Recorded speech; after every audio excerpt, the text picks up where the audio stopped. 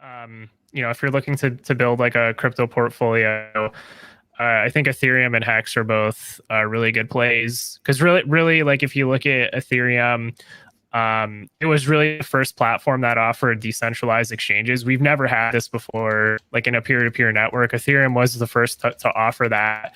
And then you could kind of think of Hex as a Lego piece that built on top of that because Hex was one of the first crypto, really probably the first one that was launched through, let's say, one of these decentralized exchanges. So in other words, like any of the buying or selling of Hex, it's purely through the liquidity pools on Uniswap. So and the advantage of that is, like, for example, if you're familiar with like what happened with Ripple recently, they're effectively being in a way censored by governments like the SEC, centralized exchanges that have they actually recently, I think the trading got halted on Coinbase. So in the case for Hex, everything it's done so far has been through a decentralized exchange, and it's starting to show just how powerful these decentralized exchanges are, as opposed to what we've had in the past, that being the centralized exchanges that are the large majority of the trading volume for Bitcoin and Ethereum. So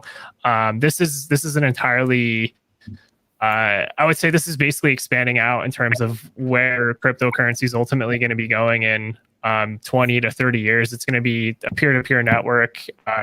In the case for Hex, it was one of the first to offer trustless interest. You don't have to rely on somebody else to hold your coins.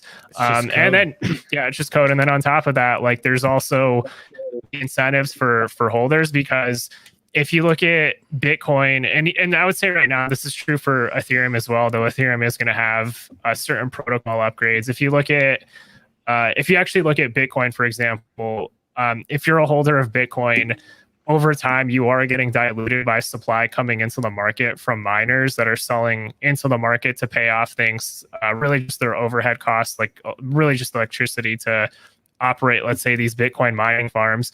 But in the case for Hex, there's game theory that incentivizes believers to stay committed to the system. So for example, right now, the longest stake you could do is 500. It's a 5555 or 500. It's a 15-year stake effectively.